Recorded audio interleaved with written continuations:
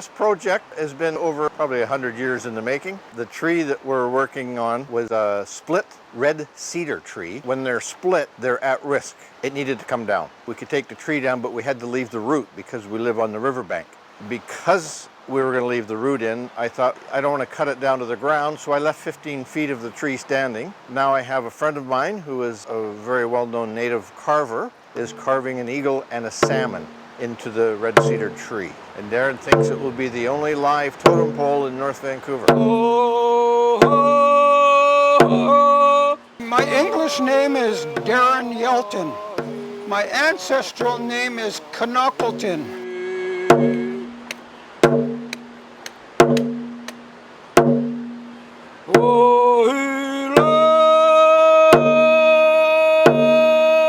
My grandparents were the last family to move off of Stanley Park in 1931. The history of my other grandparents come from Chackamis up in Squamish Valley. My family from up Chackamis, my grandfather was Ray Ambrose Baker and May Baker.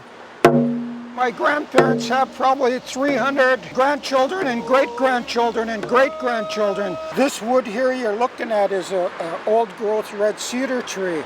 I only carve on old-growth red cedar trees, and I'm very happy that this tree is an old growth. It's probably about 200 years old. Most of my totem poles, I put bald eagles at the top of my pole. In our traditional ways, the bald eagle is a symbol of power and prestige. Also peace and friendship. If I have an eagle feather from a bald eagle, if I were to offer George that feather, it would explain to George that him and I would be friends for life. The bald eagle, when you witness him in the sky flying over, he is like our ancestor. Even if we lost a child, that child would turn into the bald eagle and would be our ancestor. So we look at the eagles highly, and we highly respect them for what they are, because they're the only birds that could fly to the heavens and bring back stories to our people. Squamish in my language means bald eagle. So this Squamish here is going to stand here for a lifetime for George. The eagle will be holding the salmon at the bottom, a Chinook salmon, representing the Chinooks that go up our river here, up in Humulchinson River, Capilano River.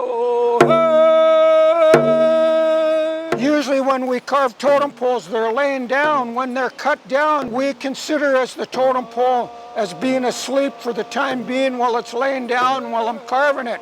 But this totem pole is still alive, so I'm carving it still standing while it's alive, which I'm very humbled to do because I've never carved a live tree till today.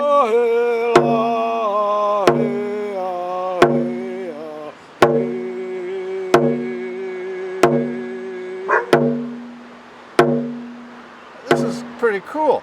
I've painted on canvas before, but never on wood, especially live wood. We use about 5 to 6 different colors. I'm using 4 colors. Using black, red, blue, and orange. It's been 3 weeks since we started, and we lost a week to rain, so there's 2 weeks of hard labor put into this.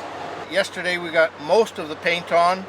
The carvers are on their way up now. The eyes will be finished with blue, a little bit of detail on the fish, and then they'll take their knives and carve out the little bits where we overpainted. In a couple of hours it'll be all finished, and tomorrow we're going to put 3 coats of urethane on it, and it will be all done.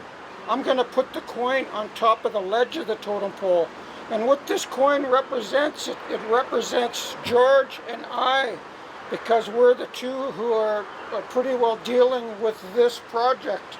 So this coin represents, between George and I, prosperity and enrichment.